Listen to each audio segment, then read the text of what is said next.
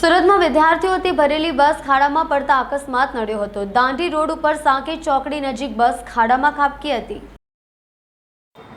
સુરતમાં વિદ્યાર્થીઓ ભરેલી બસનો અકસ્માત સર્જાયો હતો। રસ્તા પર દોડતી સ્કૂલ બસ રસ્તાની નજીક પાણી ભરેલા ખાડામાં ખાબકી ઝાડ સાથે અથડાઈ ગઈ હતી। એ દરમિયાન 40 જેટલા વિદ્યાર્થીઓ બસમાં સવાર હતા। ઘટનાને પગલે રોડ પરથી પસાર થતા વાહન ચાલકો દોડી આવ્યા હતા, જેમણે વિદ્યાર્થીઓને બારીના કાચ તોડીને બહાર કાઢ્યા હતા। દાંડી રોડ ઉપર સાંકેત ચોકડી નજીક બસ પાણી ભરેલા ખાડામાં ફસાઈ હતી, જેથી બસના કાચ તોડીને બાળકોને સહી સલામત બહાર કાઢવામાં આવ્યા હતા।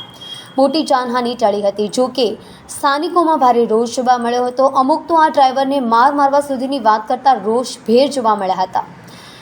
મહારાજા અગ્રસેન સ્કૂલની બસ હોવાનું સામે આવ્યું હતું। ઓલપાડ તાલુકાના નરથાન ગામ પાસે આવેલ મહારાજા અગ્રસેન સ્કૂલના બસને અકસ્માત નડ્યો હતો।